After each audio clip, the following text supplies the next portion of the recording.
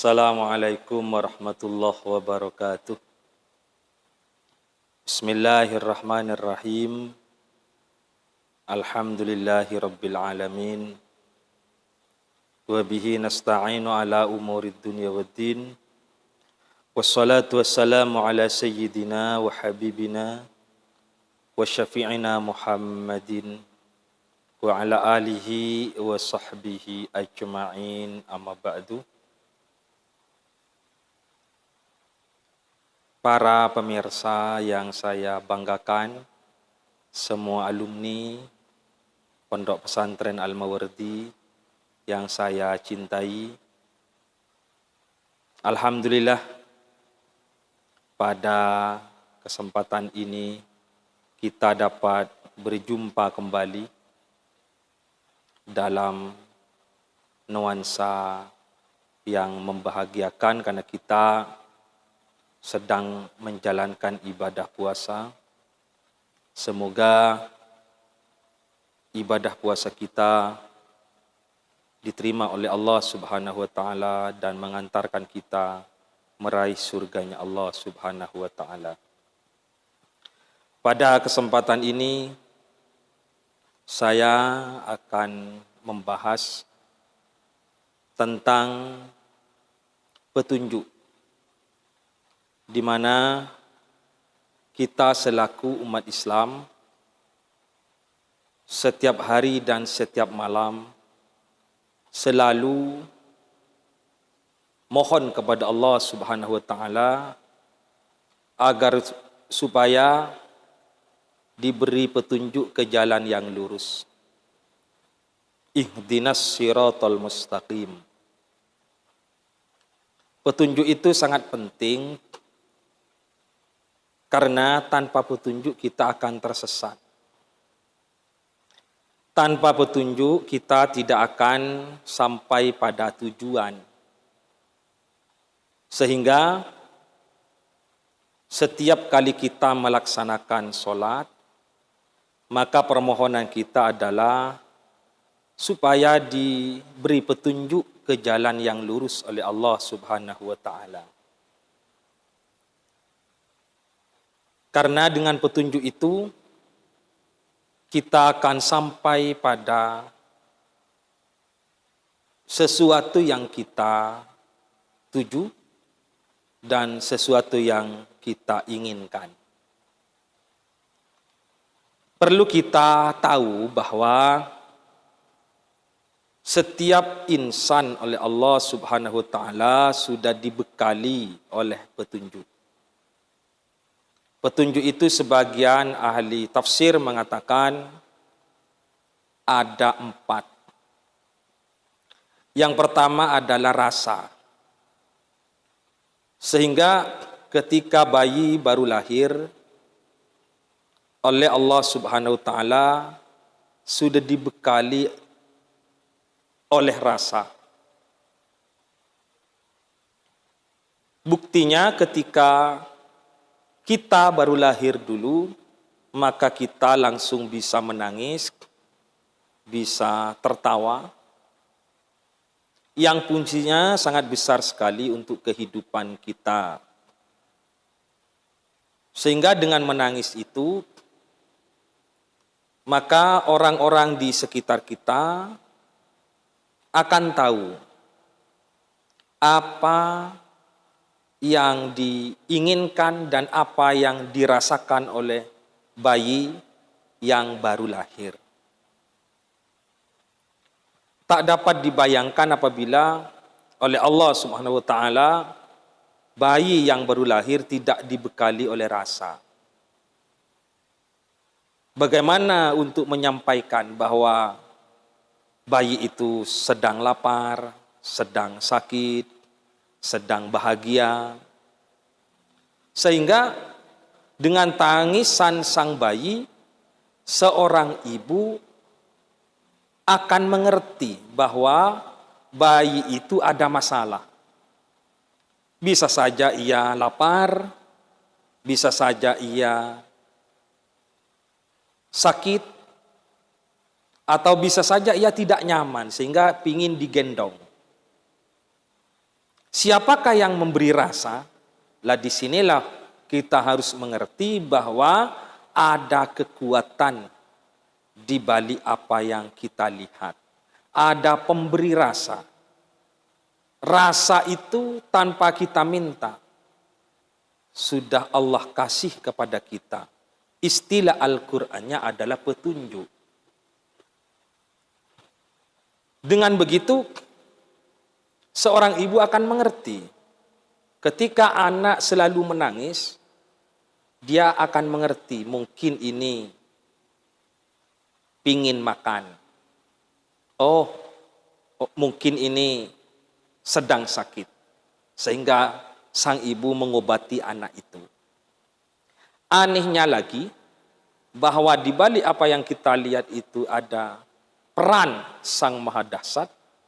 Ketika bayi itu mau disusui oleh ibunya, bayi itu langsung tahu bagaimana menyedot air susu. Tidak mengunyahnya, tidak menggigitnya. Di sinilah ada peran rasa yang diberikan oleh Allah sebagai petunjuk pada umat manusia. Petunjuk pertama yang diberikan. Yang kedua, setelah Allah kasih petunjuk dengan rasa, tentu petunjuk ini tidak cukup. Tidak akan sempurna, maka Allah sempurnakan dengan panca indera. Allah kasih mata bisa melihat, Allah kasih telinga bisa mendengar, Allah kasih hidung bisa mencium, Allah kasih tangan bisa menyentuh. Ini untuk merealisasikan keinginan umat pada hidup selanjutnya. Tak dapat dibayangkan apabila kita tidak bisa melihat, tidak bisa mencium, tidak bisa mendengar, tidak bisa menyentuh. Sehingga walaupun hidup bagaikan tidak hidup. Sehingga patut kita syukuri, kita dapat melihat itu sebuah karunia Allah. Bukan atas kehendak kita penglihatan kita. Bukan atas kehendak kita pendengaran kita. Tapi Allah langsung kasih. Allah langsung berikan. Lalu bagaimana perasaan orang yang tidak bisa melihat, tidak bisa mendengar? Tentu mereka keinginan terbesarnya adalah bisa melihat. Keinginan terbesarnya bisa mendengar. Keinginan terbesarnya bisa menyentuh sesuatu.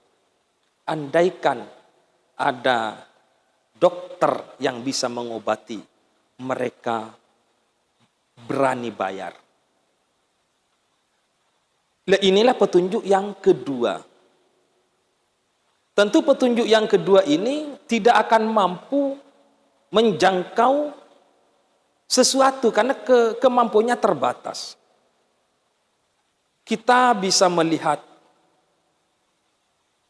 tongkat dalam air bengkok yang sebetulnya tongkat itu adalah lurus. Kita bisa melihat pesawat itu kecil dari bawah, toh walaupun yang sebenarnya adalah besar. Ini salah satu bukti bahwa kemampuan panca indera itu terbatas. Panca indera merupakan petunjuk Allah yang kedua. Yang sebagaimana saya sampaikan tadi, kemampuannya terbatas. Sehingga Allah kasih petunjuk yang ketiga, berupa akal. Maka dengan akal, kita bisa menyimpulkan yang kelihatannya bintang itu kecil, maka akal mengatakan sebenarnya ia besar. Kapal laut yang dilihat dari tepi pantai kelihatannya kecil, tapi akal kita menyimpulkan kapal itu adalah besar.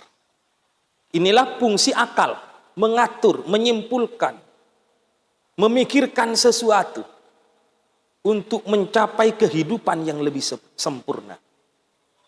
Tentu akal tidak akan pernah mampu juga, terbatas kemampuan akal. Sekuat apapun akal kita mampu berpikir, maka akal tidak bisa memikirkan sesuatu yang ada di balik apa yang tak bisa kita sentuh, di balik apa yang tak bisa kita lihat. Maka akal tidak mampu pada dimensi itu. Sehingga Allah kasih petunjuk dengan agama. Agama memberikan informasi bahwa di balik apa yang kita lihat ada kekuatan yang maha dahsyat. Melalui wahyu Allah Subhanahu wa ta'ala kepada Nabi kita Muhammad sallallahu alaihi wasallam, bahwa setelah kehidupan ini ada kehidupan yang abadi. Bahwa kehidupan di dunia ini merupakan tempat persinggahan kita menuju kehidupan yang abadi. Kita akan kembali kepada Allah Subhanahu wa ta'ala. Lah, ini yang memberi informasi adalah agama. Dengan begitu, kita selalu setiap hari minta kepada Allah untuk diberi petunjuk yang lurus, petunjuk yang benar, agar akal kita tidak salah menyimpulkan, tangan kita tidak salah menyentuh sesuatu, mata kita tidak salah melihat sesuatu, tapi semuanya adalah melakukan, mengerjakan sesuai dengan yang dapat diridai oleh Allah Subhanahu wa ta'ala melalui petunjuk agama. Dengan demikian saya menghimbau kepada kita sekalian untuk berbekal hidup adalah ada pada agama, agar kita lurus, agar kita benar melaksanakan sesuatu. Kita kaji Al-Quran, kita baca Al-Quran, kita baca hadis-hadis Nabi, karena di sanalah petunjuk yang paling lurus, petunjuk yang benar, kitab yang paling suci, kitab yang paling agung. Ikutilah Al-Quran, ikutilah sunnah-sunnah Rasulullah Sallallahu Alaihi Wasallam, sehingga kita akan meraih kesuksesan, kita akan meraih kebahagiaan, tidak hanya di dunia, tetapi juga ada kebahagiaan yang akan kita raih nanti di hadapan Allah Subhanahu wa ta'ala. Ingatlah bahwa setelah kehidupan di dunia ini, ada kehidupan lagi yang berupa negeri surga. Bagaimana kita akan bisa mencapai ke sana? Dengan berjumpa dengan Rasulullah SAW, maka kita harus mengikuti petunjuk agama. Ihdinas siratal mustaqim. Kita meminta kepada Allah setiap kali kita sholat untuk mendapatkan petunjuk yang lurus dari Allah Subhanahu wa ta'ala. Dengan penghambaan kita kepada Allah, dengan pengabdian kita kepada Allah, maka kita akan menjadi orang yang sukses di dunia maupun di akhirat. Mungkin ini yang dapat saya sampaikan. Terima kasih, semoga bermanfaat dan membawa kita semakin mantap dengan adanya Sang Pencipta. Assalamualaikum warahmatullahi wabarakatuh.